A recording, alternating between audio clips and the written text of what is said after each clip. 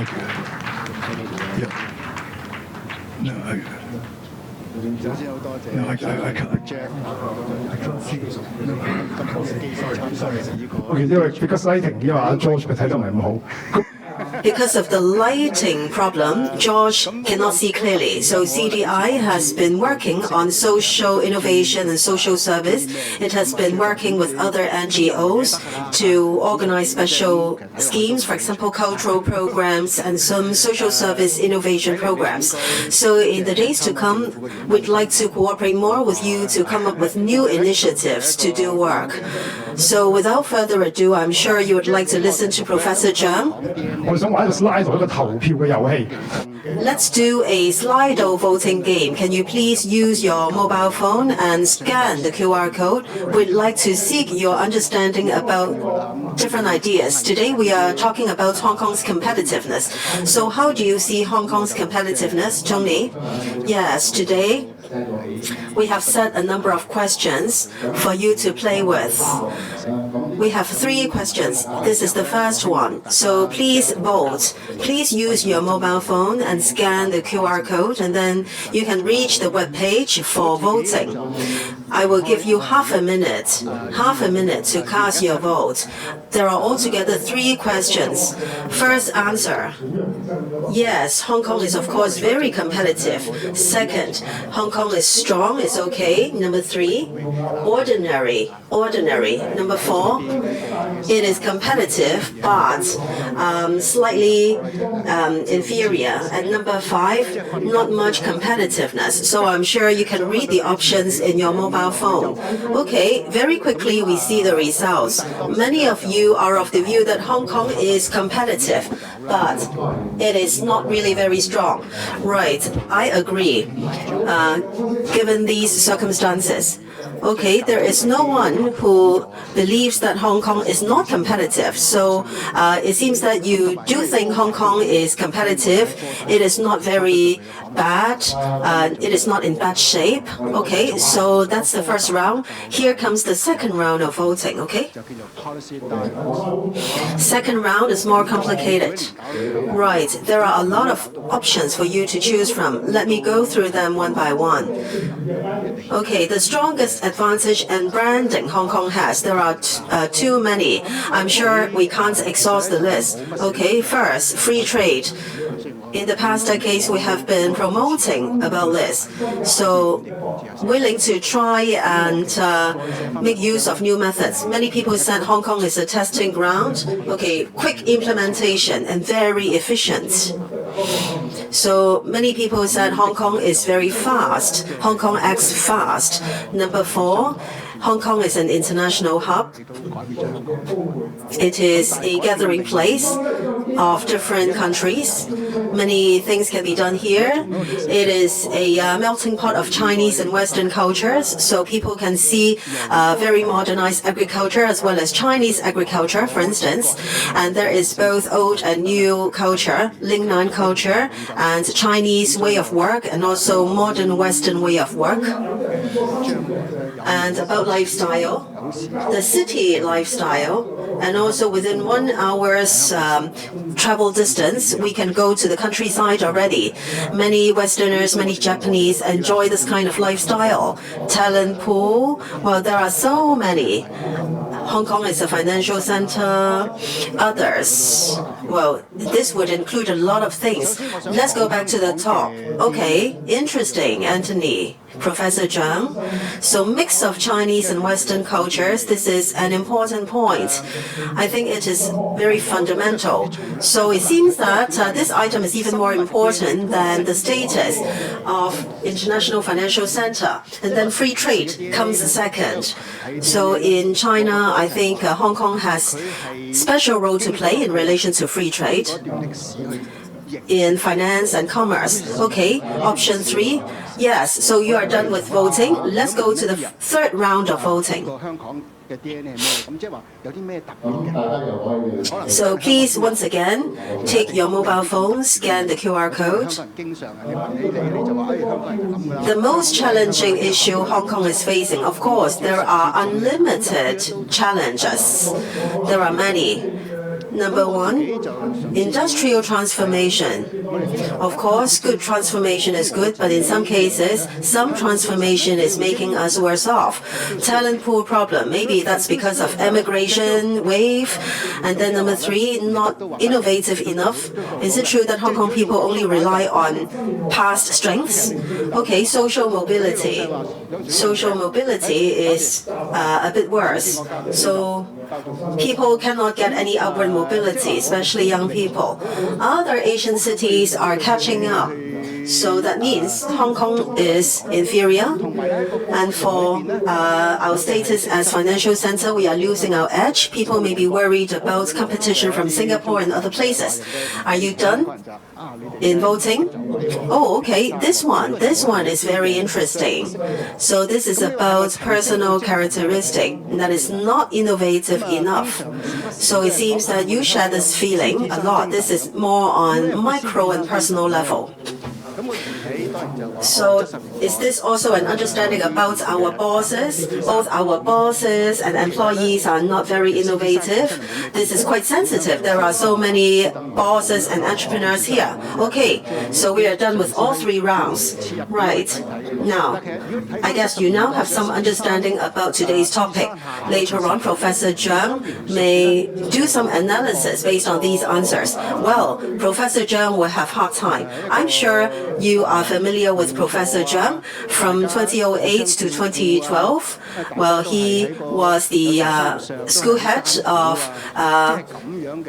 Vocational Education Institute, and then after that, from 2004 to 2012, he was the Secretary for Housing and Transport. Well, housing and transport accounted for a big percentage of GDP of Hong Kong, and then starting 2017, he went back to the institution or University of Education.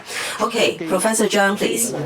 Well, first of all, thank you, Jeff and George, for giving me this opportunity to join your engagement series this evening. You should have invited me earlier. Well, before I came, I did not know the format of today, and I didn't know what should be discussed. Jeff said that we can discuss everything. So Jeff told me that this is an informal gathering. In fact, I do not find it very informal. Well, I guess you should participate in the 9 Vibes scheme of the government in an intellectual way. Well, Hong Kong DNA and Hong Kong branding and competitive advantages, that's the topic given to me. Well, I said that I haven't done much research on branding, even though I've written some articles on it.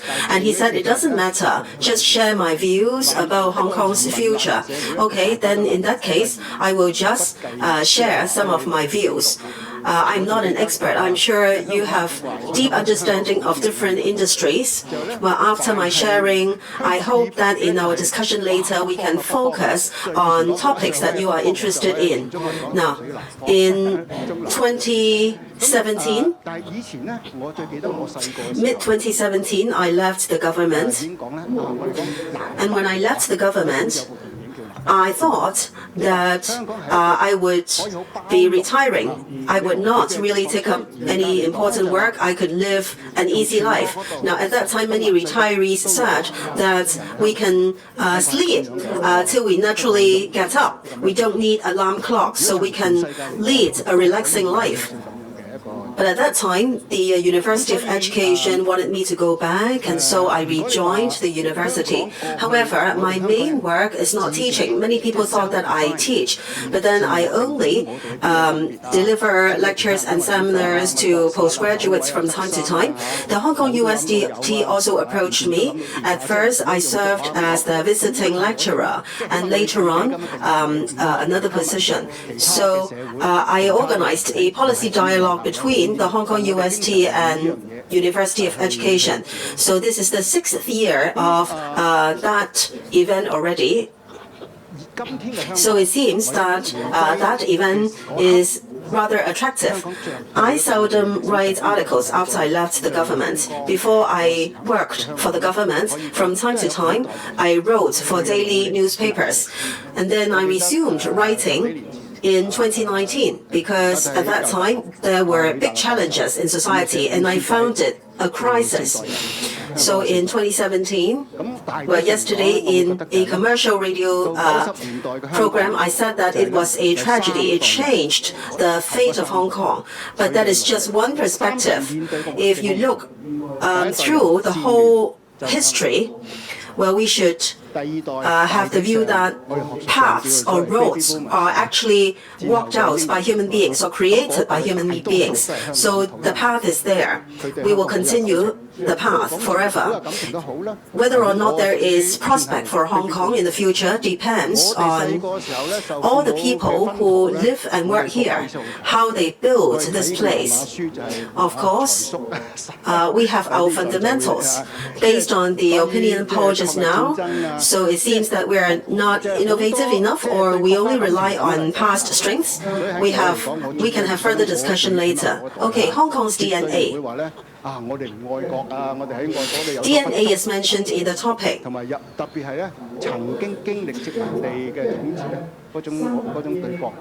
DNA of living things is very different from DNA of a city. A city's DNA or a group's DNA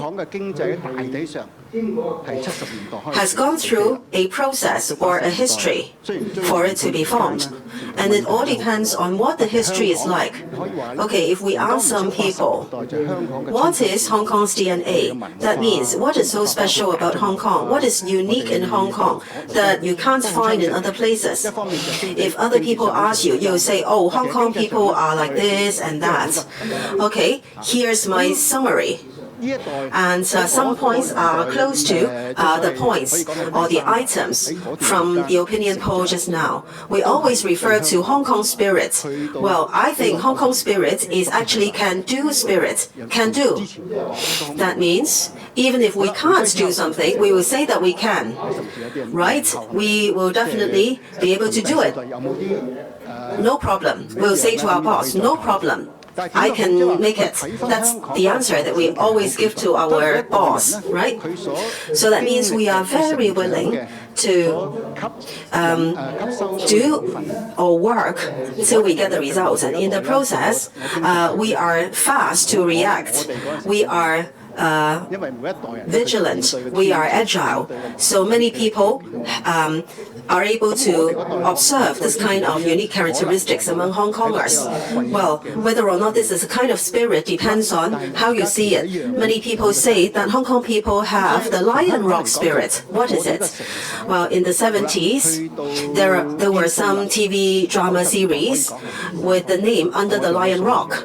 Well, yes, there is Lion Rock in Hong Kong. It's just like that there is Fuji Mountain, Mount Fuji in Japan.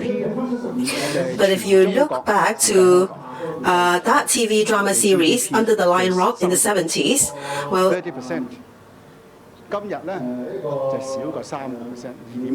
it actually talks about mutual help, taking care of one another. Very often, life was rather difficult, so that's the condition in that TV drama. And then we can see how Hong Kong's DNA was formed, because we're hungry. If you look at Hong Kong after the 50s, after the war, Hong Kong was a society of refugees and immigrants. So there was always hunger, and hunger will stimulate people's thinking. People need to find ways to survive. You have to find solutions. You can't take things for granted. There's nothing you can inherit. So because of this environment, you won't care. You won't say, okay, I have given up this, what can I get? Because you know that if you don't give anything, you can't get anything. That's the spirit. So Lion Rock spirit is the spirit about making some brave endeavors or taking some brave endeavors and be willing to create. There is no doctrine. People will have their preconceived ideas, but then when you work, when you do things, there is no doctrine. Because we're talking about a society of immigrants and refugees. Everybody is immigrant or refugee, and we don't care who others come from. Well, in Hong Kong, there are many Cantonese people. So to the north of Hong Kong, we'll say that that is a North northern area.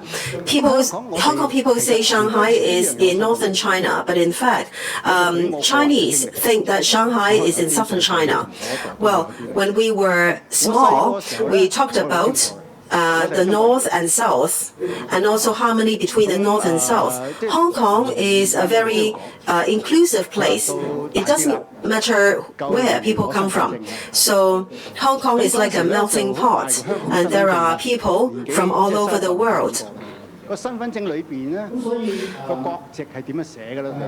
So if you say that in the past, according to Hong Kong people's self-definition, how are we special? We are persevering, we are very flexible, we are fast to respond, we are always able to come up with solutions, we won't say that we can't do something. So this is our self-definition. It is not true to say that other groups don't have these characteristics, other people, other types of people don't have these characteristics, but we take pride on all these qualities. Upon reunification of Hong Kong, well, that should be the most glorious part of Hong Kong, and it was built by many generations, a few generations together. 10 odd years ago, well, Professor Lui Tai Luk of University of Education wrote a book about 4 generations of Hong Kong. And basically, in the 90s, in Hong Kong, there were the first 3 generations of people who worked very hard. Well, those 3 generations faced different things. The first generation came to Hong Kong because of war, and the second generation was known as the baby boomers. For that generation, most of them were locally born and reared. They have a lot of passion in Hong Kong. Well, I am also a baby boomer. When we were small, we were influenced by our parents. We have strong sense of our nation. We read comic books, for example, Cai Suk. So those comic books are about the anti-Japanese war. So that's how we became very patriotic. So in my generation, there is no question to not love our country. Besides, for those who have gone through colonial rule, well, we have a very strong sense of nation, our own nation. And then later on, in the 70s, Hong Kong's economy started to take off. And in the 80s, of course, there was the Sino-British negotiation, and people were not sure about the future. In the 80s, if you talk about the mass culture and different industries and sectors, things were prosperous. Well, there were quite a number of political worries, but then in the economy, there was much breakthrough. So that was the 3rd generation. And during that generation, many people grew up and they made a lot of different contribution toward the 90s. And then after reunification, we see the 4th generation. Well, if you talk about the millennials, perhaps they may be different from the 4th generation. We can talk about that later. So Hong Kong's development has gone through a few generations. Each generation has absorbed different nutrients while they grew up. Now, I always remind my friends not to talk about the days when we were young, because every generation faces different challenges and conditions and environments. And for the generation even before mine, well, they lived in a very impoverished environment. But then right now, there are also many new challenges. Okay, in the 90s, you may say that that is the peak of Hong Kong. I have done some comparison in terms of numbers. In 1993, Hong Kong's GDP was, okay, let's not talk about Taiwan. Well, Hong Kong's GDP is 30% of China's GDP today. It's less than 3%. It's only 2-point-something%. Of course, this reflects a number of issues. Of course, China's economy has developed very fast. China's economy has taken off. But then at that time, that was really the good old day of Hong Kong. That was the prime years of Hong Kong. Now, since the 90s, till reunification, What are our key competitive advantages? What are our trump cards? Do we still have those right now? That is one angle to explore Hong Kong's DNA. Well, another perspective is our identity. Why do I have to talk about identity? Well, Hong Kong's identity has always been an issue. It becomes a bigger problem after reunification. For the young people, well, they have a lot of confusion about their identity. They always ask who they are. Well, I think from sociology's point of view, this is something that we need to explore. And in the past 10 odd years, when you talk about our internal development, it is about politics of identity. Of course, not only Hong Kong faces politics of identity. In different places in Europe, in the US, they also face politics of identity, but they use different ways to express it. Today, we talk about populism and also geopolitics. Behind these is politics of identity. In Europe, the politics of identity is about emigration and immigration. In the US, perhaps they think that the civilization is being challenged. In Hong Kong, before reunification, we also had politics of identity. Let me give my own experience. When I was small, well, we were very clear that we were Chinese. This goes without saying. And when we grew older, when we could apply for the adult Hong Kong ID card, at that time, well, the new generation for sure will not have seen it. In our ID card, nationality claimed. That's how it was expressed. So nationality claimed. So we claimed that we were Chinese. Some were born in Hong Kong. They could claim that they were of British nationality. So this is very liberal. So nationality claimed. In the 70s, the colonial government introduced a concept, and that is Hong Kong belonger. So in terms of definition, a lot of welfare, a lot of benefits or rights of abode, all these are related. And then in the 80s, when the basic law was drafted, there was this concept of Hong Kong permanent resident. When we were small, well, nationality was no big deal.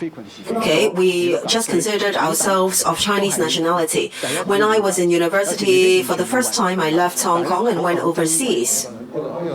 At that time, we could choose to remain Chinese for our nationality. And then back then, Mr. Li Pengfei said that many Hong Kong people held CI. It's not convenient because you have to apply for visa. Now, I was born in Hong Kong, so theoretically speaking, I could claim that I am of British nationality. Now, at that time, I applied for a passport. It was very complicated. I held British passport. Back then, I did not know that that British passport was not the ordinary British passport. So my first stop is London Heathrow. And then when I disembarked, then I queued up at British nationals. And then that immigration officer said, you belong to the aliens. You are not British national because the passport that you held is different. You are an alien, so I have to queue up again. So if you talk about identity, now, we were not considered British because in the UK they had amended the nationality law several times. That's one thing. Then in the 80s, when we went to the mainland, we used the home return permit. At that time, China would not allow Hong Kong Chinese to go to the mainland holding British passport. Because the principle is that Hong Kong belongs to China, but because of historical reason, Hong Kong was governed by Britain. So that's why we called that home return permit. Well, if you are young, you may not have seen that little booklet of home return permit. You have to state all your valuable belongings, and when you leave China, you have to make sure that you have not left any of your belongings, precious belongings, behind. Well, we have to look back to the history at that time. Then you know the change of China and the change of Hong Kong. When I flew back to the mainland the first time in the 80s, then when I got off the flight, I filled in the landing form, and then under nationality, I put down Chinese. Okay, at the border control point, I crossed it out. Right, so Hong Kong and Macau Chinese. At that time, the Chinese government tried to define how to deal with people from different places. So you are neither here nor there. You are known as Hong Kong and Macau Chinese. So after reunification, for the first time, I applied for the Hong Kong SAR passport, because at that time I already gave up my British passport. And then I went to a Southeast Asian country. I stated Chinese, and when I reached the counter, that officer crossed it out and stated HKSAR. This is still the case in recent years. So Beijing has a lot of comments about that. So many airlines have changed that approach. So it seems that Hong Kongers' identity has never been clear. But at the same time, we can have very flexible position. In the drafting of the Basic Law, there is this definition of Hong Kong permanent resident. According to the Basic Law, Hong Kong permanent resident enjoys certain political and social rights. And you will not see any major city in the world where they have their own city emblem or flags or passport. Now this is very special because we have one country, two systems. So my point is that Hong Kong is very unique. You cannot look at Hong Kong from ordinary constitutional perspective. In the Basic Law, Hong Kong has a lot of things. Now, you may be interested more in the economy. The Basic Law gives Hong Kong an identity, that is Hong Kong, China, or China, Hong Kong. With this identity, that means we can set up our own ETOs overseas. Recently, some U.S. congressmen did not want to continue to give our ETO some privileges, but we can set up ETOs in the name of Hong Kong in different countries, and these ETOs enjoy similar rights with Consulate General. This is very unique. Like London and New York don't have this kind of identity or privilege. And of course, for ETOs, the local consulate generals also work well with them. So Hong Kong has our own identity. Now, before reunification, we have joined APEC and WTO. We were a member of WTO even earlier than China was acceded to WTO. So this is a historical background. Now, I used to work in the Transport and Housing Bureau, so I'm more familiar. For Hong Kong, we negotiate on our air traffic rights. Air traffic right is very important. So we can fly to different places with certain frequency or with certain number of flights. Sometimes things may not be mutually reciprocal, but then that is a very important economic asset. Mainland travelers, 20 to 30% of them, come via Hong Kong to other countries, because if you go from Hong Kong to many other destinations, there are more frequent flights. Before the pandemic, we have more than a few thousand flights every day. Okay, according to the Basic Law, when Hong Kong negotiates with other countries about air traffic rights, of course, we need the support of the central government, and sometimes we need the support of Foreign Affairs Ministry. Concerning these air traffic rights, actually they benefit the airlines operating here in Hong Kong. So for the countries, for different countries, for China, for example, when China gets certain air traffic rights, China has to allocate these rights among different cities like Shanghai, Beijing, and Shenzhen. And for us, we're different. We own our own air traffic rights that we have negotiated. So that's why we can have such prosperous aviation business. So Hong Kong has a very unique identity. How was our identity constituted? Well, we rely on other people. We are not the other. But who is our other? So,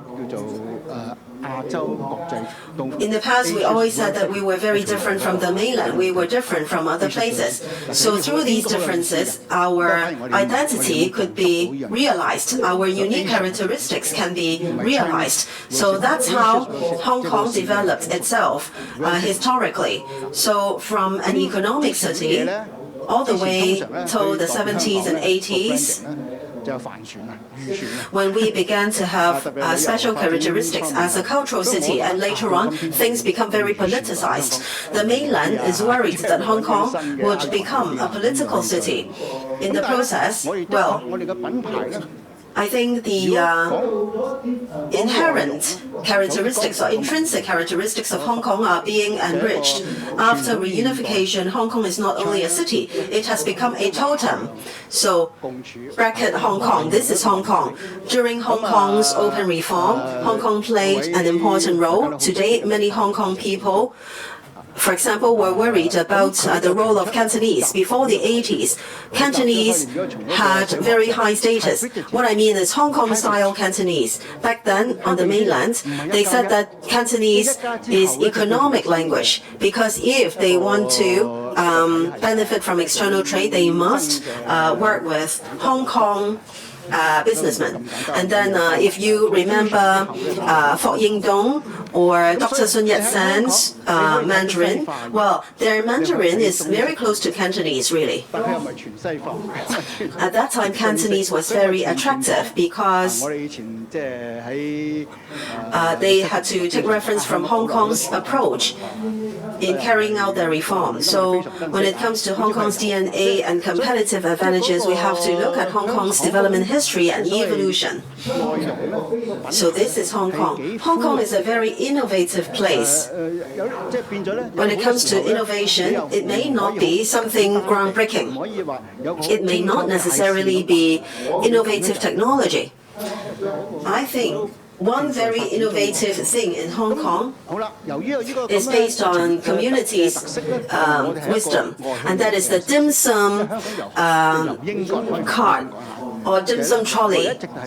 Dim sum trolley was created by Hong Kong in the past. People sold dim sum by carrying them or by carrying them on their back, and then back then, if the fire services department was very stringent or strict, then actually a lot of dim sum could not be fried right away in front of customers. Okay, there were not enough female workers. Many of those worked in factories instead of restaurants. And business in restaurants has improved, so demand was much bigger. So that's how the idea was created. That is dim sum trolley. And in terms of system or institution, ICAC is also an innovation. ICAC is like a brand. So there is strict law enforcement, and then we need to combat against corruption, and then we have to do community education. This three-pronged approach also constitutes the ICAC's brand. Let me give two examples. First, in late 80s to early 90s in Australia, they wanted to create an anti-corruption agency, and their first attempt is in Queensland. They called it ICAC. In Hong Kong, ICAC was just a short form, an abbreviation. So it is actually an independent commission accountable to the governor. In the past, well, the anti-corruption department was just a department of the police force, and later on, the problem could not be solved, so that's why an independent commission against corruption was formed. And then that's the name, so it was abbreviated as ICAC. The full name was too long, so ICAC, these four letters of the alphabet, became a brand. And then in Korea, in around the year 2000, they set up the first Korea anti-corruption agency agency, and it is known as KICAC, Korean ICAC, KICAC. 10 odd years later, they changed name because they merged with another commission with a new name. But then ICAC had become a brand name. So for Hong Kong's competitiveness, it is not only about our GDP, our per capita GDP, our wealth. Actually, our society is three-dimensional. We can see our own unique characteristics on many fronts.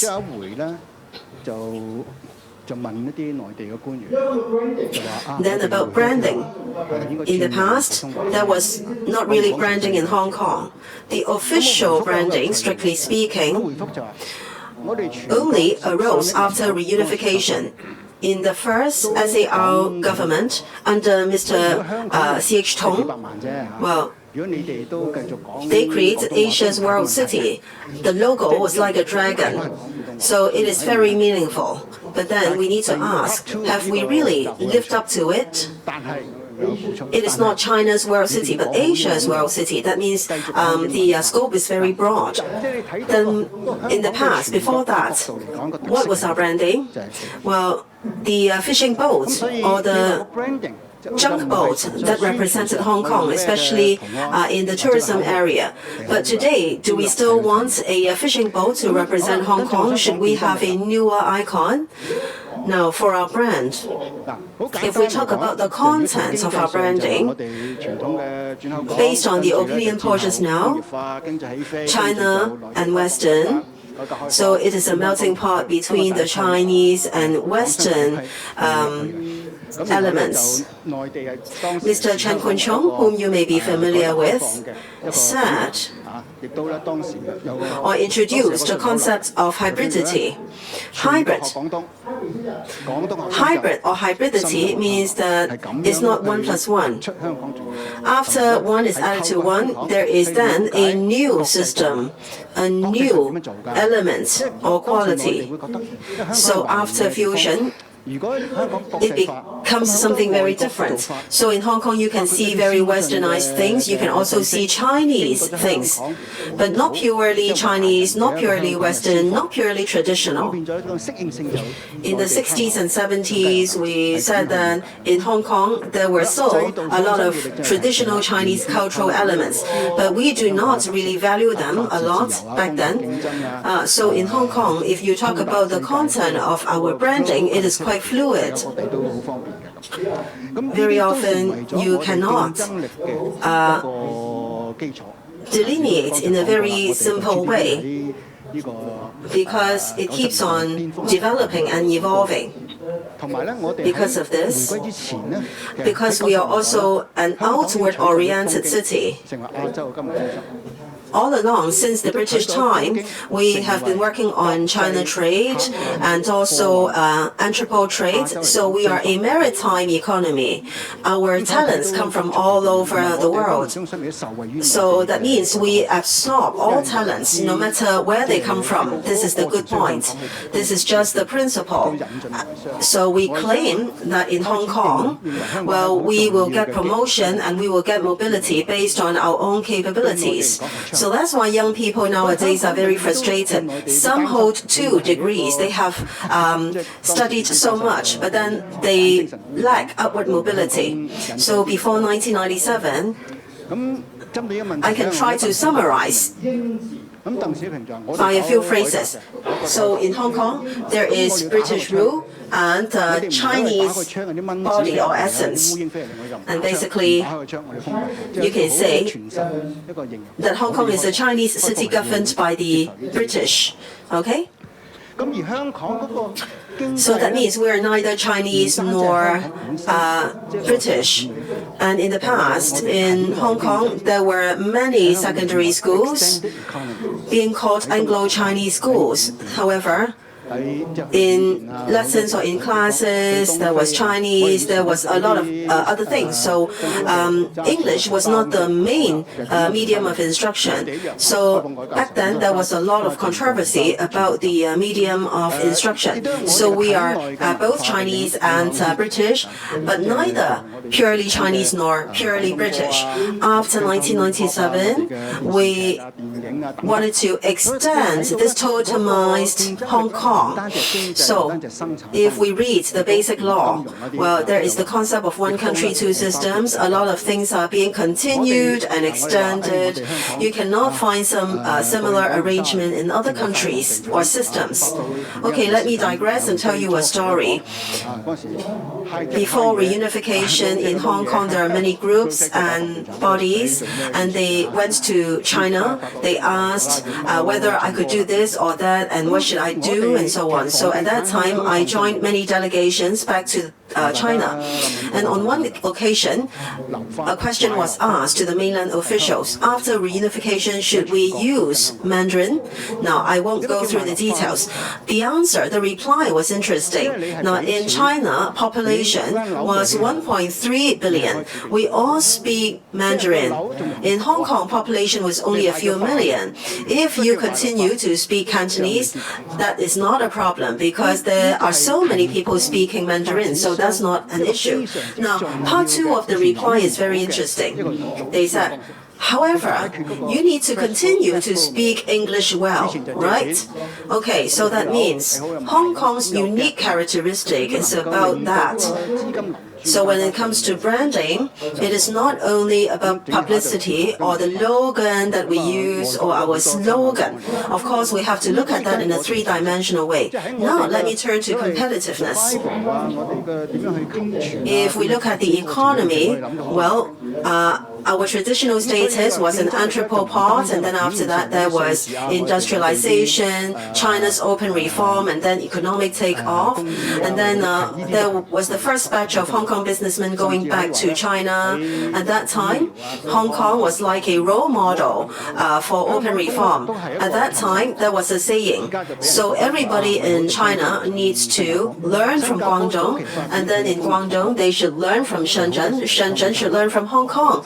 That's the way how they understand more about international conventions via Hong Kong. Hong Kong is a Chinese place, and if Hong Kong is internationalized, well, there are a lot of modern systems, modern practices. After being digested by Hong Kong Chinese, then, well, China can, or Chinese can take reference from a lot of Hong Kong's practices. Okay, we have integrity, we are transparent, we have rule of law, we have freedom, free competition, and then we have good global connectivity, we are very vibrant, and so on. All these have become the foundation of our competitiveness. So as such as now, in the 90s, at its peak, our GDP was very high. And before reunification during the 90s, Hong Kong already took over from Tokyo as the financial center of Asia. We also surpassed Tokyo to be the busiest airport in Asia for both cargo traffic and passenger traffic. Our financial center also benefited from the open reform of China because China needed Hong Kong for refinancing or for financing, and foreign businessmen were brought into China through Hong Kong. So Hong Kong is like a window to China. Of course, the mainland is always worried. As you know, in the 80s in China, there was the anti-ideological pollution movement. And at that time, Deng Xiaoping made a famous remark. We are doing open reform. We need to open the window. And if we open the window, there may be mosquitoes and flies coming in, but that should not be a reason that we should close the window. No, we need to open up. And so we have to accept all those things. Now, in Hong Kong, if you look at the economy, it is not only within our own city. We have our economy, an extended economy outside of Hong Kong in Southeast Asia, in Myanmar, and many other places, all the way to East Africa. In the past, some SMEs carried their suitcase everywhere to do business. The same goes with the mainland. So businessmen just carried suitcases all over the place. So we have a circle of influence outside Hong Kong. In the past, we talked about Canto Pop, our TV drama series, our movies, and so on. So we have our circle of influence.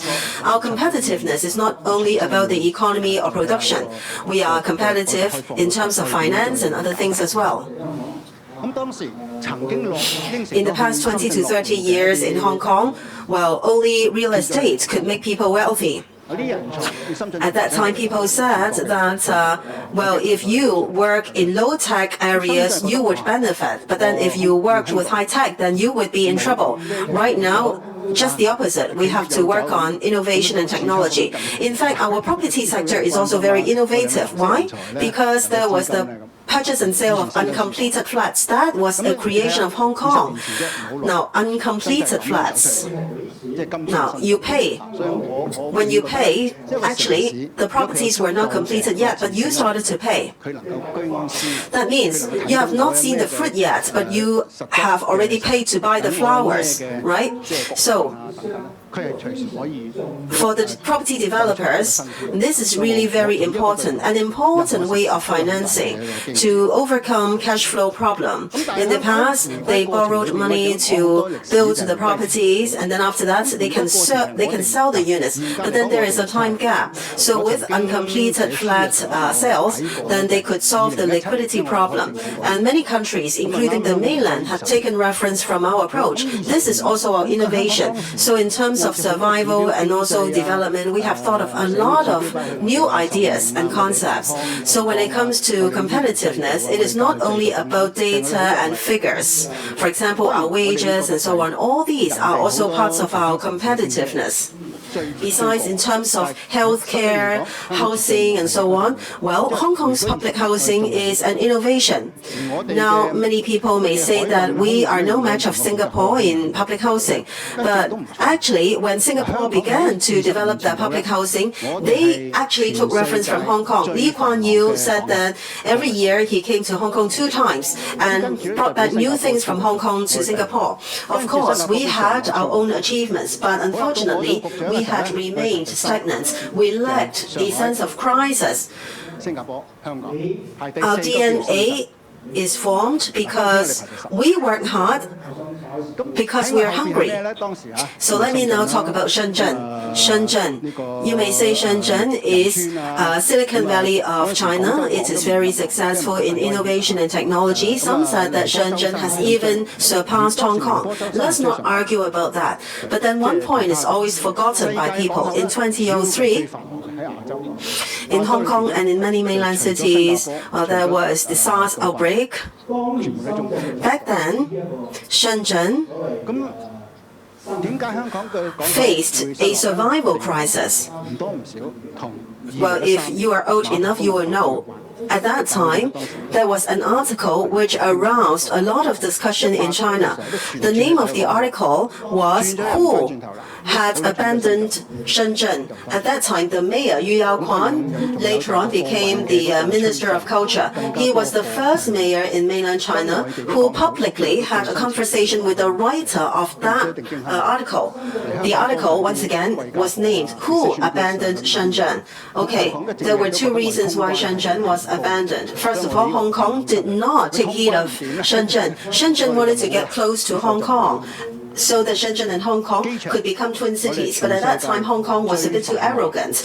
Hong Kong felt that Hong Kong was doing well. We did not need to work with Shenzhen. Okay? In the past, Shenzhen was developed by being close to Hong Kong. Well, if Hong Kong did not continue the close relationship with Shenzhen, then Shenzhen would lack that very strong development momentum. Besides, Shenzhen is one of the economic zones of China. So is it true that they have come to the end of their economic path? Another threat was from Shanghai and Yangtze River Delta. Shanghai all along has been important to the central government. Recently, Xi Jinping went to Shanghai to deepen the open reform. It's like Deng Xiaoping's southern visit in the early 90s.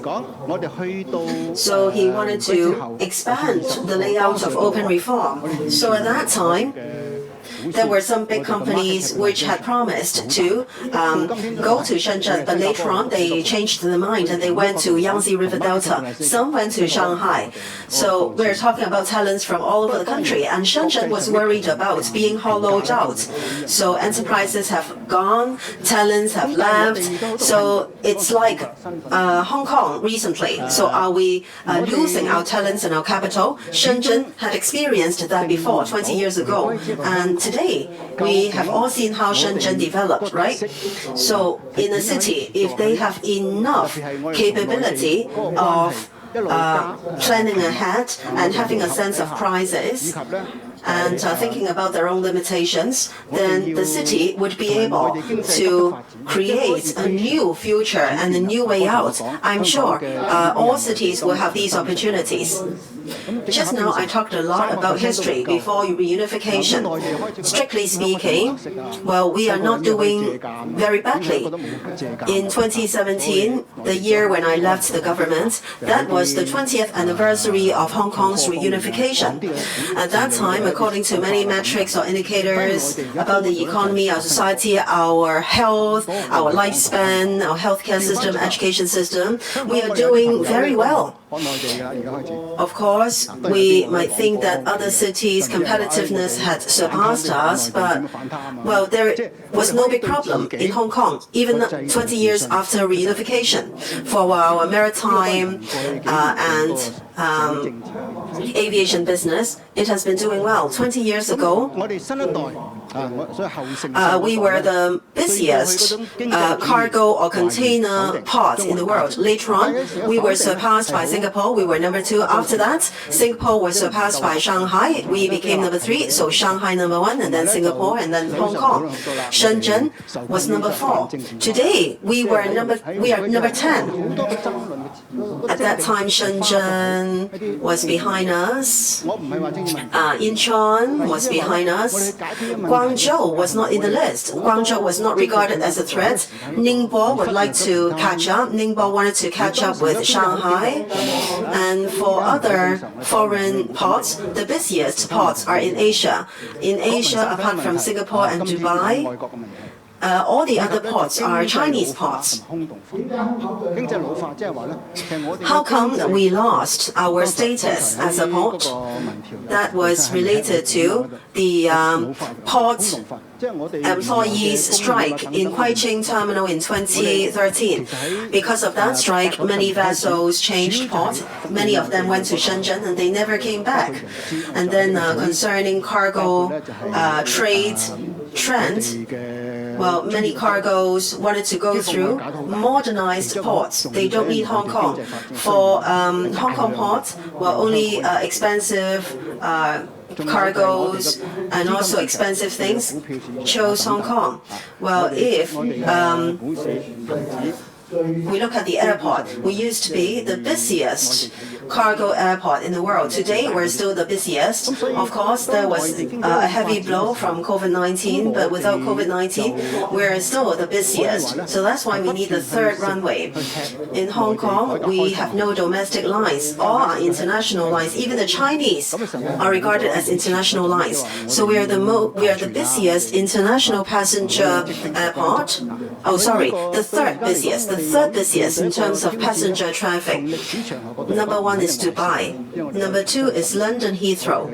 However, based on the trend at that time, we could surpass London very quickly because in London, no new runway would be built. But in Hong Kong, we're going to have the third runway. So after reunification, 20 years after reunification, we had no problem. Our market capitalization, our stock market was still very big. Up till now, we're still many times that of Singapore's. So in terms of market capitalization, Singapore is not on the same league as us. But then for international ratings and comments, they do not only look at that. We face many conflicts. For example, conflict in terms of identity. After reunification, we cannot really clearly define how we can continue our unique characteristics. When we have more frequent ties with the mainland, when we have more integration with the mainland, when the mainland economy develops very fast, the equation has changed. In Hong Kong, GDP used to be 30% of China's GDP before reunification, and now we are not even 3%. So what are the uniqueness of Hong Kong? It seems that China cannot take reference from Hong Kong on any front. Well, China is even doing a better job in terms of innovation and technology and governance. Well, China now learns more from Singapore than from Hong Kong. On the other hand, many Hong Kong people begin to learn from China. So, for example, in terms of anti-corruption, many people said we need to learn from China. It seems that there are problems with our self-confidence in our own system. Of course, this is related to changes in the socio-political scene in the past few years. For the new generation, they have doubts about our economic principles or thoughts. Hong Kong always is a three-dimensional place, right? And there is politicization in Hong Kong. In Hong Kong, after reunification, a lot of time and effort was spent in political issues. I'm not saying that political issues are not important, but have we spent too much time and energy in political areas, and we have turned a blind eye on other things? When the economy is doing well, that's fine, but if it is not, then we need to really cope with the economy with more attention and energy. And then the economy is aging as well. In the opinion poll, we said whether or not we are relying on our old strengths. Yes, our economy is aging. We do not have many industries. Starting from the 80s and 90s, we mainly served the mainland as an intermediary in financing. For our professional services, well, it is a very big sector. That's because of the huge demand in the mainland, because their economy was taking off. And then for our capital market, our stock market, in our stock market, if you look at Hang Seng Index, it is centered around mainland enterprises. So when the mainland economy continues to develop, we keep on relying on the bonus or dividend from mainland's economic reform. So it's not like in the past when we did not take things for granted. We just aimed at survival. If you look at the whole history, this may not be bad because we can re-examine our own strengths and unique characteristics. However, we must be cautious. We should not be too pessimistic. In the past few years, I think that there was too strong a sense of pessimism and sense of failure. I think there are two extremes. Now, this slogan is created by me. We should rescue Hong Kong. We are rescuing Hong Kong by resorting to China. For whatever problem, we ask or we seek help from the central government. So we have too much reliance on the central government. The central government gave out sweets to us, so to speak. Another extreme is to rescue Hong Kong by going against China. So that happened in 2019. That was another extreme to its peak. If we look at Hong Kong in the past, we did not handle the situation in this way in the past. We have to search our fundamentals once again. We have to admit that the macro environment has changed. Our country is changing. The world is changing.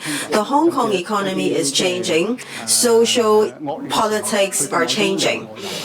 Well, our country is changing because the economy develops fast, technology advanced fast. What is the value of Hong Kong? It seems that Hong Kong's advantages are being undermined. do we have residual value or do we have value of something new? If we talk about residual value, then, well, after the remaining glory of the residual value is realized, then we have nothing left. So how can we create new things? Don't forget, other Asian cities also develop fast. Jakarta, KL, Seoul of Korea, and many other cities keep on developing. And for us, if we do not advance, then we will be moving backward. The world is changing. The system has changed. After the Cold War, basically, the Chinese-U.S. relationship was at least good or benign. There was strategic cooperation. In 2006 to 2008, their relationship was the closest. In 2006, some scholars created a term, Chimerica, China plus America. So Chimerica. It is not necessarily the case that China and the U.S. are very close, but the two of them were symbiotic. Both of them cooperated because they relied on each other. And then the world was also better. In 2008, when there was global financial crisis, of course, at that time, U.S. was very weak. With financial tsunami, actually, the catalyst of the financial tsunami was the subprime crisis in the U.S. But later on, U.S. practiced QE, quantitative easing. They kept on injecting cheap credit in the system. And so there was flooding of credit, and as a result, there was the housing bubble all over the world. At that time, China was also persuaded by the U.S. to rescue the market together. At that time, Wen Jiabao introduced 4 trillion RMB stimulus, which stimulated the property bubble in China.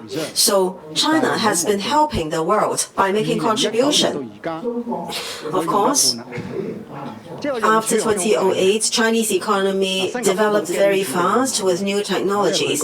And later on, U.S. felt that China was a threat, not only economically, but also in terms of civilization. The U.S. could not imagine the world being led not by Western civilization, but by Chinese civilization. So if you look at the situation now, after, for example, Xi Jinping and Biden's meeting, well, the U.S. said, this is not because of a difference in systems or difference in ideology, because you have challenged my leadership. U.S. is of the view that there can only be one leader in the world. So this is a Western ideology after the Cold War. In the macro environment, the U.S.-China relationship is very tense. There are, from time to time, some conflicts, and it is still prone to see conflicts. So in the past, we played an intermediary role. We have China at our back, and then we're connected to the West. Can this role still work? It seems that China has a lot of conflicts with the Western countries, and the situation now is more like a zero-sum game. Can Hong Kong still have a role to play? This is a question we must ask. Looking at the macro scenario, well, of course, this scenario is based on my conspiracy theory. Let's not talk about what is laid on the table. Well, U.S. is trying to circumvent China, including India, the development of India. They wanted India to expand in order to confront China, and then there is Vietnam as well. Besides, U.S. wants to strengthen Singapore to replace Hong Kong. So when it comes to a comparison between Singapore and Hong Kong, it is not only about competition between the two places. Now the West wants to de-risk Hong Kong because they see a risk in Hong Kong. Then in Asia, in the past, Hong Kong was connected to different Asian places. Now the center may be in Singapore. So we need to ask, if this development goes on, recently it seems that Singapore is doing quite well. Last year, our GDP showed negative 3.5% growth last year. Singapore enjoyed a 3-point-something% positive growth. Last year, our property sector fell 10-odd%. In Singapore, there was a rise by 10-odd%. So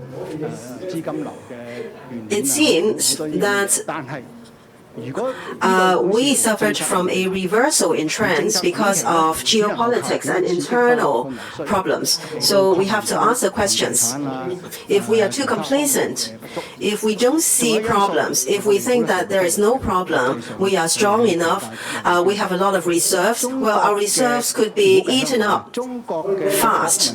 Let me give an example. In the past, we always said that we have a very rich fiscal reserve, very adequate fiscal reserve. But don't forget, since 2019 till now, we had already used up half. And, usage of the reserve could be fast. Singapore was worried about the depletion of reserve because the competitiveness of the city relied on reserve. And so Lee Kuan Yew changed the system such that in order to use the foreign reserve, there is the need for the consent of the president. So the government itself could not make all the decisions. Now, if you look at our reserves, public finance is okay, but if you look at recurrent financial situation in the past few years, we had deficit. This year, the result would be that the deficit would be more than 100 billion. So if we go on like this, what will happen? In Hong Kong, we have to think. We should not only look at GDP and our financials. In the past, it seems that everywhere needed Hong Kong, we're very influential. We were a very powerful intermediary. Could we maintain the same role, or do we need to change into a new form of intermediary, and what is the basis? I think, as in the past, the foundation would be the China factor. In the past, Hong Kong was developed like this because of China. In the future, even if there was very hostile relationship between the East and West, there won't be decoupling because of the interdependence, the strong interdependence. The actual benefits are very big. If the Chinese economy collapses, the European and the American economy will also collapse. If you look at Germany, you will know. Vietnam and Southeast Asia will also be threatened. According to Chinese official data today, China's contribution to global GDP is 1/3. In the 90s, at the beginning of open reform, till now, in the past 30 years, 1/4 on average. But the latest share is 1/3. This is not a small sum. 1/3 contribution to global GDP is made by China. So if China's economy collapses, that is going to be a very heavy blow to the world. Asia, including China, well, future global economic growth, according to IMF, is still faster in Asia. For Europe and US, 1-point-something%, Asia, 4 to 5% economic growth, China, the same. So globally speaking, the future of global economy still relies on the positive development of Chinese economy. Recently, the property bubble burst in China, and then there was a break in the funding chain in China. It all depends on policies. Short-term policies need to stimulate domestic demand in order to combat the problems in the real estate sector. Another factor that we often overlook is, now let's just look at China, excluding Hong Kong. Chinese savings rate is very high in the world, 30-odd%, but in the US, only 3% savings rate. So in the economy, it is not true that there is no money. There is merely problem with circulation. So can we sort out the circulation? This is where policies need to be adjusted. So for future economy, if global economy still meets negative geopolitical trends, if mainland economy is still stable and sound, then Hong Kong always has a role to play. In some areas, there are things that mainland cities can't do, only Hong Kong can do. Not only as financial center, there are other things. So Hong Kong needs to keep asking ourselves, are there any things that Shanghai, Shenzhen can't do or other Tier 1 cities can't do? Our future development strategy is not to replicate Shenzhen and Shanghai. We have to maintain some difference. It is not a deliberate difference, but there must be things that only we can do it. That's also the hope of the central government. In President Xi Jinping's remarks made on the 1st of July last year, well, I have 4 takeaways myself. First, Hong Kong must maintain our uniqueness. That means we must be different from other mainland cities. Number 2, global connectivity. Well, for global connectivity, there is one point which is important, and that is connectivity with the West. Hong Kong has already built a foundation in this. Number 3, youth problem. So if youths prosper, Hong Kong can also prosper. Number 4, people of different backgrounds, people in different professions must respect the basic law and abide by the law.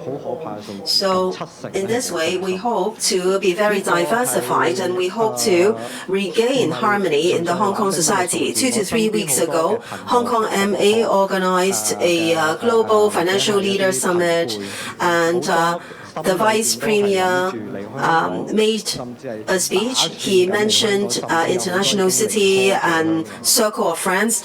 That's what the central government is looking forward to about Hong Kong. So what are our strengths? I think you should try to think back about Mr. Li Keqiang. In 2016, he said, what our country needs should be the strength of Hong Kong. So that's a question, really. Are we good at things that our country needs? If other mainland cities have already learned a lot of our capabilities, then that is useless. So if you look at Hong Kong's strengths, are they demanded by China? Now we're talking about Chinese-style modernization, Chinese dream. So what is our strategic position and status? We need to reshape our role as an intermediary.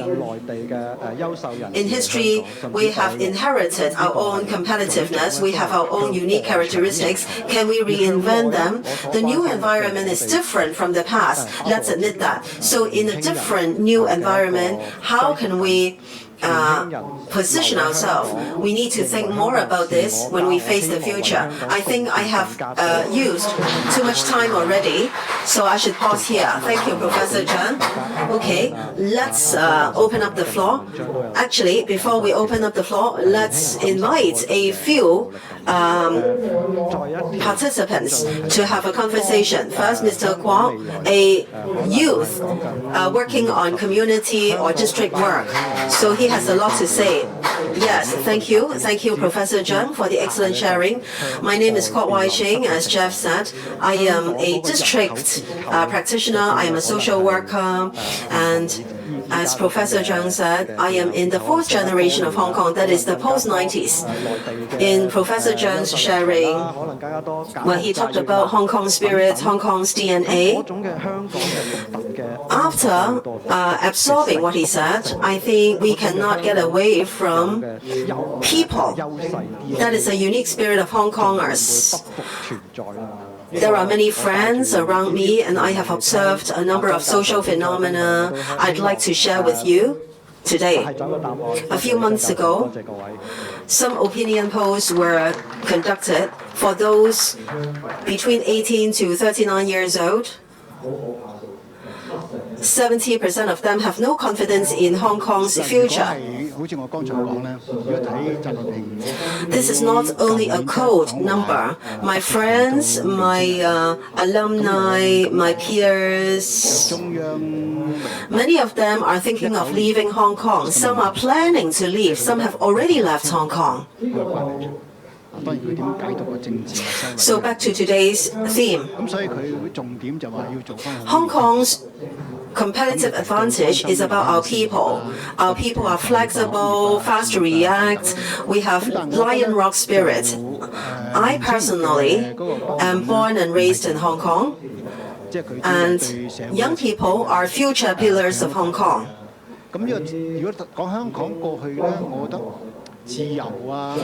Their sense of belonging has been undermined. So my question is, are there some ways that the Hong Kong government can adopt to retain talents? In the latest policy address, the chief executive announced a number of ways to snatch talents.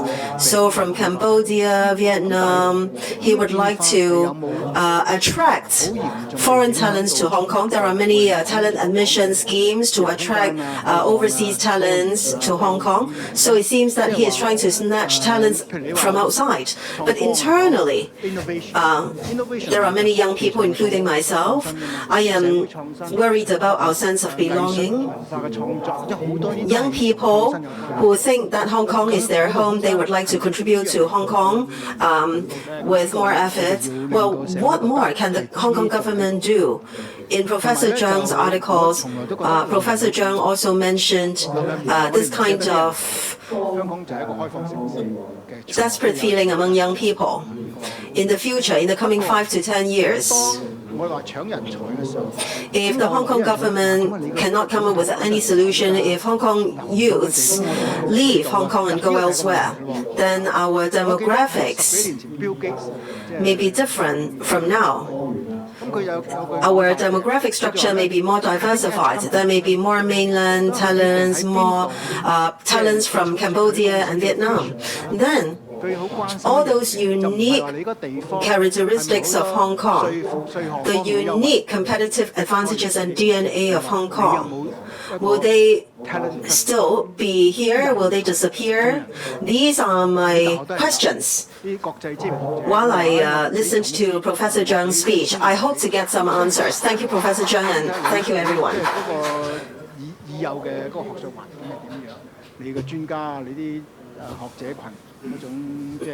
Okay.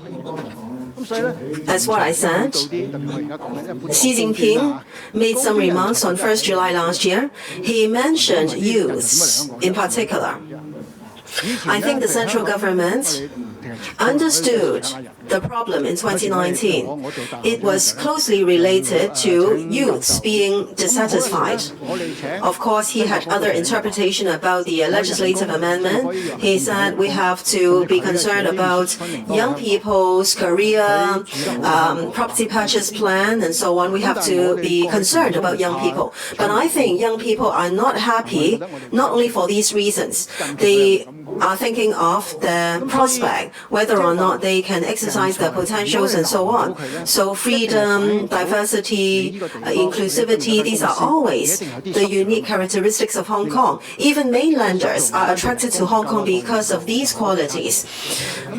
Yes, our political environment has changed. That's true. We should not evade from that point. There are these changes. But have these changes seriously affected our freedom, our openness, our inclusivity, our diversity? If you talk about innovation, innovation is not only about technology. There are innovations in terms of social innovations, art and culture, and so on. So is there very vibrant room for innovation in these areas as well? We need to make sure that there is innovation room in other areas. It is important to retain people. Well, Hong Kong always is an open city. There are always people coming and going. When we snatch talents, well, people may think that, oh, so many locals are leaving, then why do I need to come? That may be in the mind of foreigners. 10 odd years ago, Bill Gates, the founder of Microsoft, said, cutting-edge companies, when they decide where to set up the operation, well, they are concerned about not about tax holidays or tax concessions. They are most concerned about whether there is a talent cluster. Talents will attract talents. The same goes with universities. For internationally renowned scholars, let's say if we pay them 10 million, they may not want to come. They will look at the academic environment, whether or not there are other experts, other scholars, the quality of scholar cluster. So we always aim at the high-end talents. High-end talents want to see whether there are other high-end talents here. Otherwise, they will go elsewhere. From time to time, we snatch people. For example, as the head of university, we always need to recruit professors. And Singapore also recruits professors. We pay similar salaries as Singapore, and Singapore sometimes has more research funding than Hong Kong. The living environment is better in Singapore. In the past, we were never worried about not being able to attract talents. But recently, we were not that confident. Now, if you can't retain talents, this shows that there must be some structural problems in that place. It is not only about less favorable employment benefits or salaries. If you don't sort those things out, if talents come only for money, if talents come just because of the permanent resident status or Hong Kong passport, well, if there is no other attractive factor, then they will just come and stay for a short while and leave. You can't retain them. So regarding talents, I think it is about the future of our society. You just mentioned demographics. Yes, in the short run, some young professionals may have worries about the future, so they may leave. It's not difficult to fill the places, but can we really meet our needs? It's another issue. We don't want those who come will leave later. Then we have to snatch people again. And it takes a lot of investment to nurture talents. Many companies invest a lot to train new people. So talent retention has always been an important HR issue. Demographically, if I can't attract more people from outside to Hong Kong, that's not a big problem itself. Now, if you look at the mainland, Shenzhen is developed in this way. They rely on talents from all over the country. Hainan is in the same situation. In the past, Hong Kong also did the same. We used to be a melting pot of the East and West. Talents came from different places. Well, we used to be ruled by Britain, so there were more British in the past, but there were also other Westerners in the past. We hope that there are locally nurtured people whom we can retain. When it comes to the structure of city, our room, our diversity, our inclusivity, if our roots are stable and sound, then people from different places who come to Hong Kong may have acquired Hong Kong's DNA, perhaps. I won't rule out that possibility. When we look at talents, please do not only look at the superficial layer. We need to look at our own social environment. Many people may be very competent in their own home countries, but they cannot achieve much. But after coming to Hong Kong, they make a lot of achievements. There are Chinese from Singapore and many other places who have made much achievement after leaving their home countries. Because when they face the new environment, they need to survive. They will endeavor to do a lot. If they are too stable in a certain place, then they may be complacent. So we have to be open-minded. If we put the emphasis on snatching talents, and if we don't know why people leave, and there is no way for us to retain them, then that is a problem. Thank you, Professor Cheung. Thank you. Right. We have a second representative. Stanley Ng, who works on IT. He is also a surveyor. Right, greetings. My name is Stanley Ng. Well, In fact, the questions that I would like to ask are more or less the same. I have not talked to this previous gentleman before. Of course, I have to say something different from the government's position, otherwise it won't be interesting. Okay, 2 points from me and 1 question. First point. The numbers that Hong Kong people have positive feelings about. Number 2, recently, together with Mr. Au, we said that we had to write some political commentary articles. And there is the need for a topic. The topic is, the city will die. So will the city die? That is my main point in that article. Okay, my final question is for Professor Cheung. How can you make sure that Hong Kong will not die? This is a very simple question, but it is not easy to answer. It is a question really for our country's president and our chief executive. Now, Mr. Cheung Mr. Robert Cheung, has left the Hong Kong U, but he continued to run opinion poll. He talked about sense of identity among Hong Kong people. Well, this is rather sensitive, so I have to read very carefully. Do you think that you are a Hong Konger, a Chinese in Hong Kong, a Hong Konger in China, or that you have mixed identities? Okay. The last poll was done in December 2022. So let me pick some numbers, most interesting numbers to share with you. First, that you are a Hong Konger. Okay, you can choose several options at the same time. That means I am a Hong Konger. I am a Hong Konger in China. So that means the sum will exceed 100%. In 2019. December, and then the last poll was done in December 2022. So in 2019, 60% of the respondents, slightly over 60% of the respondents said that they were Hong Kongers. Of course, you are all Hong Kongers. And then, up till now, there's no number. The latest figure was dated December 2022, 1 year ago. So the latest number is only 30% viewed themselves as Hong Kongers. You may find it surprising, but that's true. Okay, you can get this. You can get these numbers online. Perhaps I can also send the numbers to you on WhatsApp. Well, there are more people who consider themselves Chinese because there are more talents admitted from the mainland. And then there's also an increase. The increase is those people with multiple identities. That means I consider myself a Hong Konger. At the same time, I'm not a Hong Konger. Now, because of our birth or because of our parents, many Hong Kong people have foreign nationalities, for example, Canadian passport or even Singaporean nationality. So for this category, in 2019, it was 30-odd%. In 2022, 44 or 45%. So there's an increase by 10-odd%.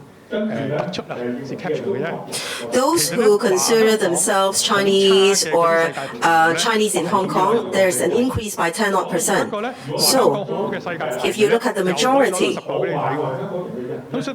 those who regard themselves as Hong Kongers, in 2019, 60-odd%, the majority. Today, only 30-odd%. So that means the minority. I think this is a number that is worth our thinking. And then the second group of considerations. Just now, I said that cities will die. Yes, cities will really die. First, because of the natural environment. For example, we are always talking about the Belt and Road now, and so there is that route along the west, going through the desert. Now, because of desertization, there were some ancient civilizations that disappeared already. In the past 1,000 to 2,000 years, well, that was a place that was very prosperous. Okay, so apart from natural death, for example, in times of war, right now there is the war between Israel and Palestine and Russia-Ukraine war. So in wars, cities may also die. A few days ago, there was news about Nottingham. So a number of British cities became bankrupt, so they experienced financial death. So don't think that cities won't die. Well, when cities become bankrupt, it doesn't mean that they have died. They only need economic restructuring. So when it comes to the death of cities, well, this is something objective. In Hong Kong, the land area is 1,000 odd square kilometers. This area will not disappear, but what about our economy? Well, I just want to make some captivating topic. There are a lot of ratings showing that Hong Kong is doing very poorly, but then there are also other ratings telling you that Hong Kong is doing well. So please do not be too bogged down by numbers. We should adopt a comprehensive view. Just now, the gentleman talked about the snatch of talents. Now, we import a lot of people from construction workers or those university graduates who have already left university for 3 years, and also some high-end talents admission scheme. 100,000 applications have been approved already. I think this is good. It is necessary to attract more talents. But I think these numbers have affected neighboring places. Because I work on smart city and technology, so I know many big bosses of mainland companies. In Hong Kong, we pay 17% salaries tax, but then in Hong Kong, the salaries tax is as high as 40%. If you earn more than 300,000, if you earn like 200,000, you still pay 30%. Then, as a result, on the mainland, they have a system that treats Hong Kong people in a preferential way. Hong Kong people who work in the GBA pay Hong Kong tax rate that is 17%. So, all those IT big bosses whom I know, all of a sudden hold a Hong Kong ID card, but they are still in Shenzhen, but they can save a lot of tax by applying for Hong Kong ID card. So this is the actual practice, a bit different from what the government said. Okay, for these talents, will they come to Hong Kong? I have a question mark. After getting Hong Kong ID card, so you may say that we can think of some ways to guard against that. For example, we can ask them to buy properties first in Hong Kong. Now, in the US, Canada, and Taiwan, if you haven't paid a certain amount of tax, you won't enjoy any welfare. But in Hong Kong, there is no such practice. I'm not saying that we should pinpoint at these admitted talents. Well, these people are important to us, but they also affect our demographics. I study planning. I am a town planner, so I always consider long-term development. So back to one single point. When Hong Kong people lack confidence, while we try to attract foreign talents and capital, well, let's not talk about fundraising. This year, Hong Kong is even lower than Indonesia in terms of the amount of fundraising. I won't talk about all those details. Back to the last issue. Is there any good way to make sure that Hong Kong will not die? This is the biggest challenge. Right. When it comes to the death of Hong Kong before reunification at the end of 1996 or early 97, Fortune magazine, an international magazine, contained an article saying that Hong Kong may die. In 2007, 10 years after reunification, Hong Kong was still living. And then they published some articles saying that 10 years ago they wrongly estimated Hong Kong. My subjective feeling is that one day those who projected the death of Hong Kong today would admit that Hong Kong has still not died. Hong Kong is still very vibrant. That is my hope. Of course, we can't take things for granted. We have to work hard. We have to ask, why are people worried about the future prospect? We cannot only look at the current situation. Right now, our GDP still looks good. The market is not really very prosperous, but then there is still quite good consumption. The retail business is not bad. The retail market is not very gloomy, but we have to look farther away. Cities can die, not in the physical sense. Cities experience ups and downs. In the medieval ages, back then in Europe, Venice, Florence, those cities did not disappear. Those cities were still there, but then they are no longer as glorious as in the past. After the 50s till the 90s, at that time, the central government wanted to rebuild Shanghai. They wanted to develop Pudong and Yangtze River Delta, but during 20 to 30 years period, Shanghai lost its color and its glory. So cities will experience ups and downs. Sometimes when a city declines, it may not go back up. It may be overtaken by other cities. For example, Philippines, in the past, it was the wealthiest city in Southeast Asia, but later on, it was regarded as a banana country, so to speak. So even if a city is very prosperous, it doesn't mean that it will not decline. So we cannot think that, well, in the past, we used to be very glorious and that glory would continue. No, we should not take that for granted.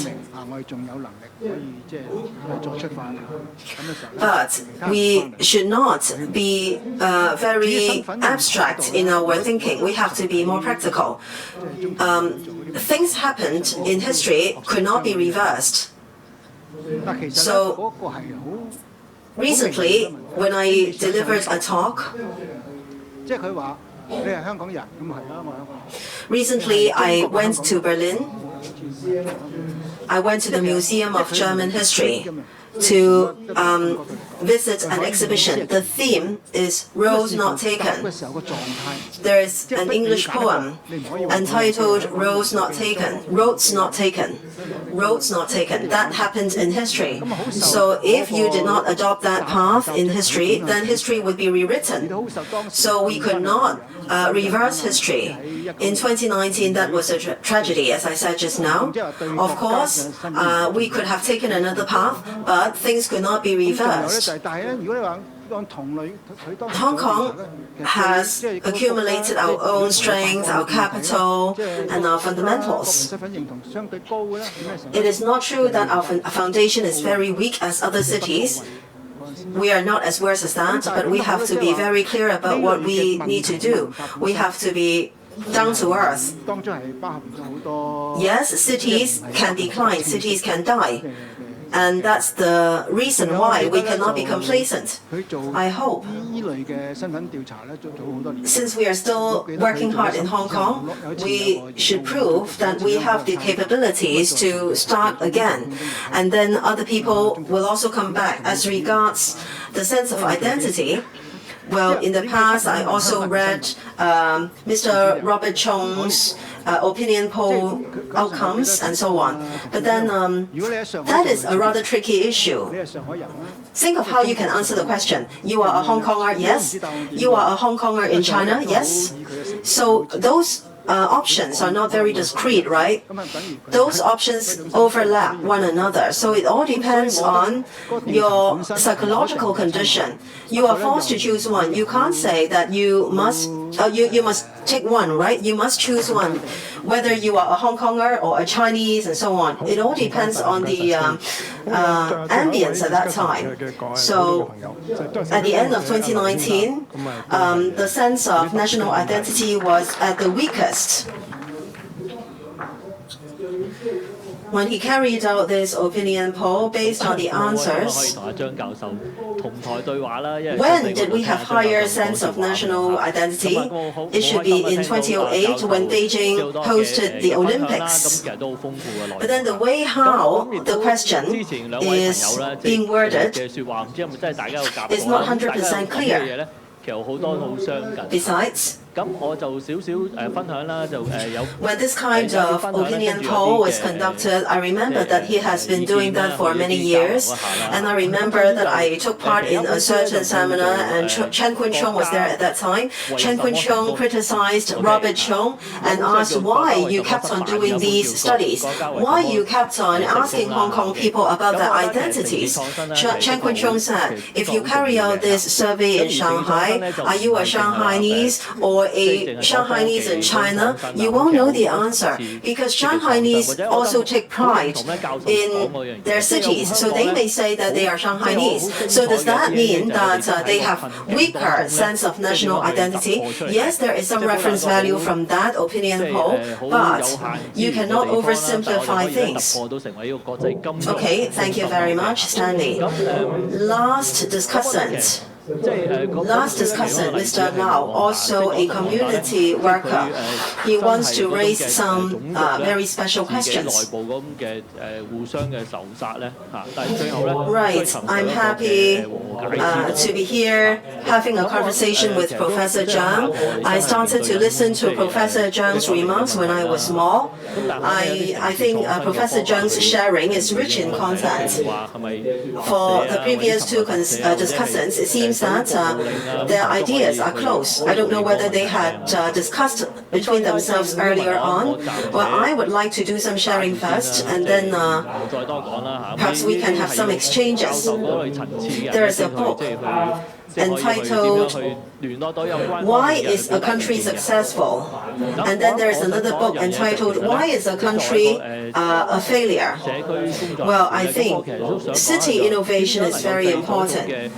And for city innovation, it is not only about technology. There are many dimensions of innovation. And I do agree with Professor Cheung. In Hong Kong, we have a very nice DNA. That is, even when we are in a big problem, even when we are in a plight, we can still achieve breakthrough, given very limited resources. We managed to become an international financial center. That book cited many examples, including Rwanda. So over there, there was racial massacre, but then at the end of the day, they tried to seek harmony or settlement. So we are still facing the problems from 2019, but could there be some innovative ways to solve the problem? For example, community service order or some other ways? Okay, so let me pause here. I won't go through more details. I think only those people on professor's level can express their views to the relevant persons. As a community worker, how can we create a virtuous interaction? Now, in various districts, people may have different views. How can they express their views to the government so that virtuous interaction can result? Let me give some examples. I work in Yaochimong district. Yaochimong district has a brand name. The fruit market, which has a history of more than 100 years, is part of Yaochimong's branding. The fruit market actually showcases night vibe. During night time in the fruit market, well, it is very busy and it is prosperous. Different types of fruits are sold, and I've been to different places. I think Hong Kong is really #1 in terms of the diversity of fruits sold here. When I was in primary school, I studied in the primary school behind the fruit market. And when I was small, I walked to school, and the hygiene was not that satisfactory. After a few 10 years, even now, when I walk past the fruit market, I realize that it is still managed in a very low-tech way. And goods are just dumped everywhere on the floor, but then we still enjoy some competitive advantage. It seems that there are fruits from all over the world here in Hong Kong, and we have many international networks, but the management is done in a low-tech way. The Urban Renewal Authority has an idea about redeveloping the fruit market, but it seems that it is only about the hardware. So the fruit market may be demolished, it will be turned into a tourist attraction, and then a new building will be built. The fruit market will be on the lower stories. So it is just a real estate project. It is only about hardware. Nothing is mentioned about how the industry can be upgraded in terms of management and logistics. How can this competitive advantage be developed further? Many of my friends work in local agriculture. Local agriculture is often underestimated or given not enough attention. If we look at the Netherlands as an example, based on my limited information, the US is the biggest exporter of agricultural products, and the Netherlands comes second. The Netherlands is only a small country. Its population is only around twice that of Hong Kong, but their agricultural production can be of such a big amount. Let's take fruits as an example. The Netherlands is a transit center of Europe in terms of fruits. So fruit is a very important industry for the Netherlands with high business value. So, to the same token, what are Hong Kong's DNAs? We are proud of ourselves being international. We always say that we are a financial center, a shipping center. Mr. C.H. Cheung said that we should be a flowers center, a Chinese medicine center, and so on and so forth. So we have all these ideas or culture about different centers. So we are internationalized.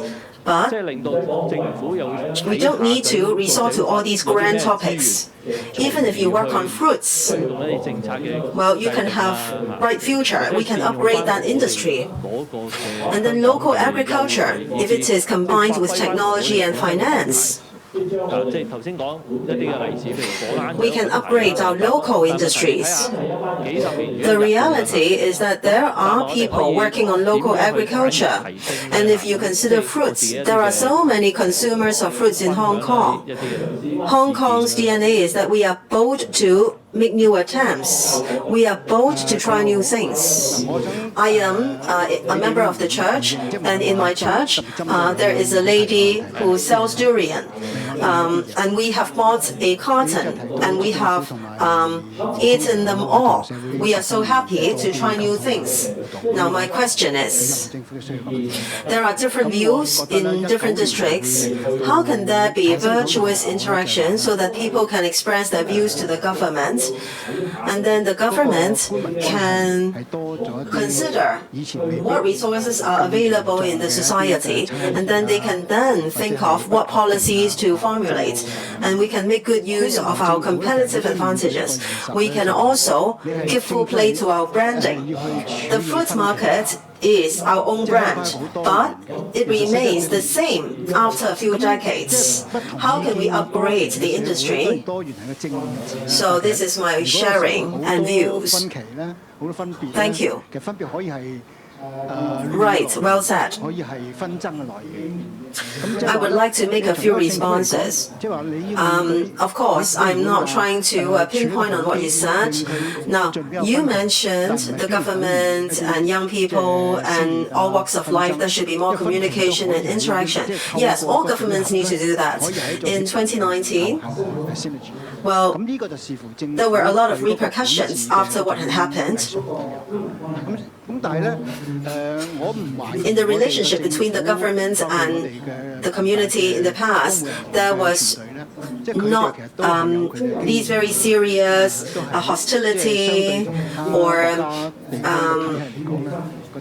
suspicion or skepticism. Well, Hong Kong is a city of differences, and there must be ways to tackle differences.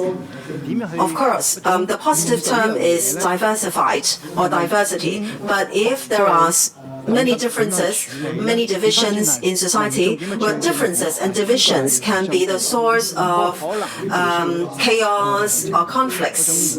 So can we handle the situation in a better way so that despite the differences, there still will not be division or conflicts or contradictions by means of consolidation and integration of differences, there can still be synergy. So this is about the art of governance of the government. Well, we have our government with a huge civil service body. Well, they have their experience. Comparing with other places or other systems, their quality is high. But after 2019, after the enactment of the national security law, how can they face up to all these? Do they know how to handle the situation, and how do people handle the government? Well, this is two-way, so there may be the need of more time and more mutual trust. Well, you may not have a lot of trust, but at least there should be working trust. For example, in employee-employer relationship, there's the need of some degree of trust. For any government, when you govern a society, it does not start from scratch. You talked about the fruit market or old districts. So it seems that cleanliness, hygiene is not up to standard, but this is not your choice. It is something that you inherit. So even for the government have to repair and mend a lot of things. Each government, actually governments all over the world, have to mend and repair a lot of things. Let's say if you govern a road, well, it may be mended in many parts. So we cannot ask for perfection. But we just want to see how we can improve. The roads can be repaired, but can the society be repaired?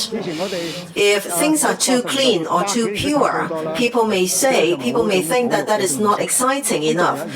Many people said that Singapore is a fine city. Or in another book, it is stated that Singapore is an air-conditioned city. So it's too quiet, it is too tidy. Some people like the kind of buzz and busyness, as in the case of Mongkok. So people have different preferences and tastes. So that's how societies are diversified. And if you talk about agriculture, I want to refer back to the term roads not taken. When I was small, there were a lot of local food products that we can buy. And in history, we have chosen a different path. In the past, when in the 70s and 80s, a lot of old structures of 100 years of history were demolished already. There was no conservation concept back then. And, well, I am not as optimistic as you are about agriculture. If you look at our social structure and industrial structure, they are different. Unless if we are talking about high-end agriculture, because our wages have increased, our land is expensive, so that means cost is high. If you want to operate agriculture as in the past, that is value added won't be big, then you can't feed our very expensive population, and we cannot lower wages. In the past 1 to 2 years in Singapore, they have done something new that we can take reference from. I did not know in the past that Singapore has been exporting eggs. In the past, Singapore relied on eggs from Malaysia. But now they can export eggs. Some eggs are artificially hatched, and they emphasized that their eggs are cleaner and more hygienic. Now, many Hong Kong people like buying Japanese and Korean eggs, for instance, for hygiene consideration. Is it true that we can do nothing about agriculture? I can't say that. Yes, in Hong Kong, Hong Kong is a center of exchanges of different types of fruits. But can we go for things that are higher end because our wages are high? But Well, our fruits are being exchanged in Hong Kong. We offer quality assurance. We offer a very good trading platform to different parts of the world. So it is not true that we can't do it, but we need a strategy. Okay, thank you, Mr. Lau. I know that we have overrun already, but let's open the floor for questions. Okay, this gentleman, this lady first. Thank you, Professor Cheung, for your sharing tonight. My last name is Lau. At the beginning in the survey, there's a question about challenges. And the most prominent point is not innovative enough, and for advantages, the most outstanding point is a mixture of Chinese and Western culture. On these 2 points, actually, these are also my choices. I want to explain why I chose those 2 items. First, as Mr. Lau just said, Hong Kong people are very bold to try new things. I am also a mixture of Chinese and Western culture. I am born and raised in Hong Kong. I studied in Hong Kong, and then I studied abroad in the US, and I worked there as well. And then I returned to Hong Kong.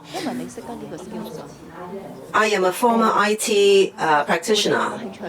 Why? Because the IT sector could not retain me. Sorry, Mr. Lau, I want to tell you why. I learned some technical skills in the US. I learned those in 2002. 2002, I came back to Hong Kong in 2008. I worked for a large company in Hong Kong, but no one, not even the headhunter, has heard of that skill. And eventually I left the IT sector. I joined the medical sector. I am now a charity doctor. And then in 2015, a headhunter approached me, and he referred to my CV, saying that I had that skill. He asked whether I'm interested to rejoin the IT sector, and I said, sorry, I have left the IT sector already. I was so surprised. When I returned to Hong Kong, no one knew that skill. No one had heard of it. It took 12 years for that skill to reach Hong Kong. So as you said, if Hong Kong does not advance, Hong Kong will become backward. Hong Kong is so backward in this regard. It took 12 years for Hong Kong to know that skill.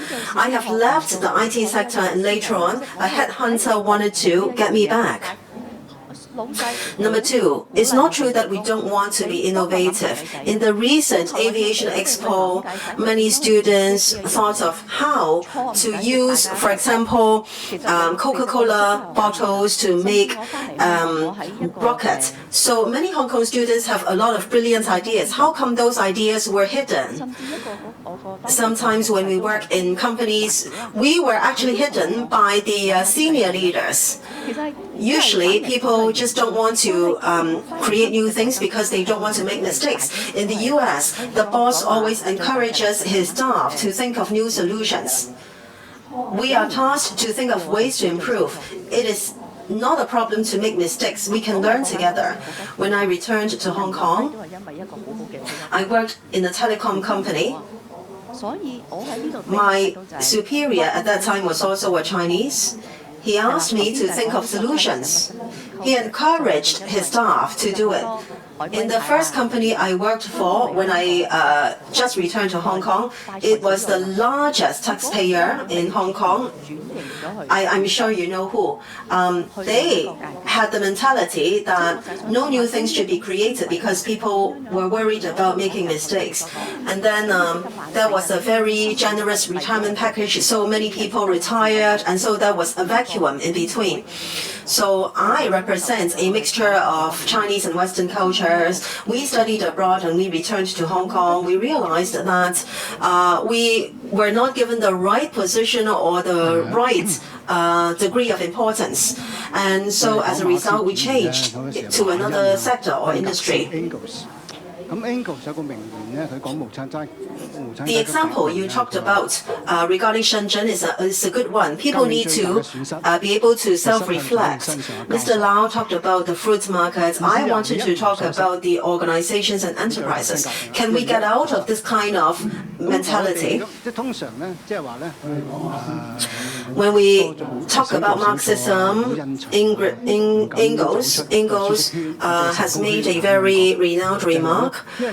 He talked of the revolution. The biggest loss of revolution is that you will lose the restrictions or the restraints on you. If there is nothing to lose, then you can engage in revolution. Well, we always want to stick to the old ways. We are not brave enough to jump out of the comfort zone because we're worried of making mistakes. That's because you have made some achievements and success already. You are worried that you will lose what you have made. You are afraid of losing something. You are afraid of loss. If that sense is too strong, then you won't be willing to take risk because you may lose. In IT, in Silicon Valley, for example, there may only be one success out of 50 cases, 49 failures, only one success. So usually people just stick to the old way. In the past, in Hong Kong, our DNA is that we can survive out of poverty, out of hard times. However, sometimes nowadays, our performance is not aggressive enough. That may be because of this psychological factor. How can we ensure that people are brave enough to be aggressive, even though they have already made some success or achievement? So there are always taller mountains than the one in front of you, right? So we have to encourage this kind of mentality, especially among young people. I have been working in the education sector for many years. I always recommend one book.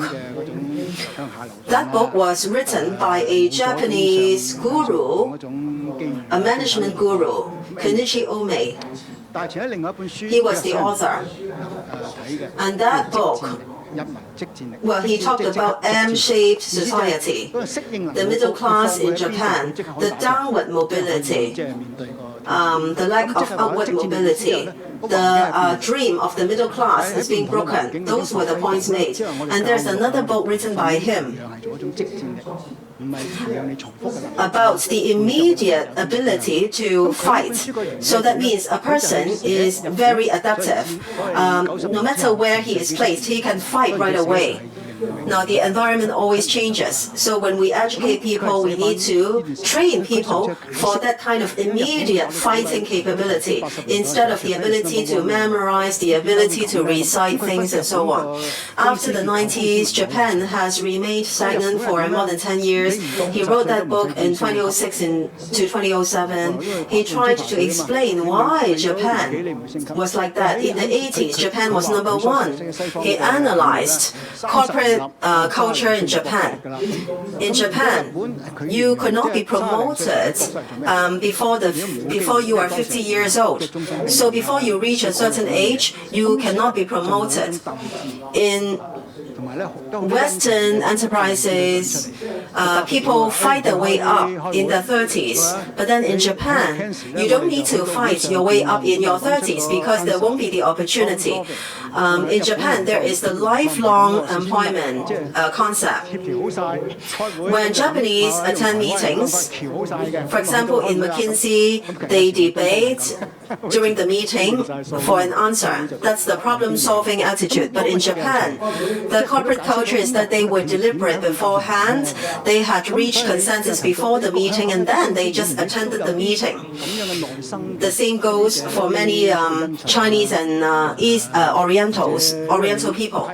So how come Japanese enterprises ended up like that? Well, perhaps this is the intrinsic sense of sticking to old things because they were too successful in the past. So success can be the mother of failure.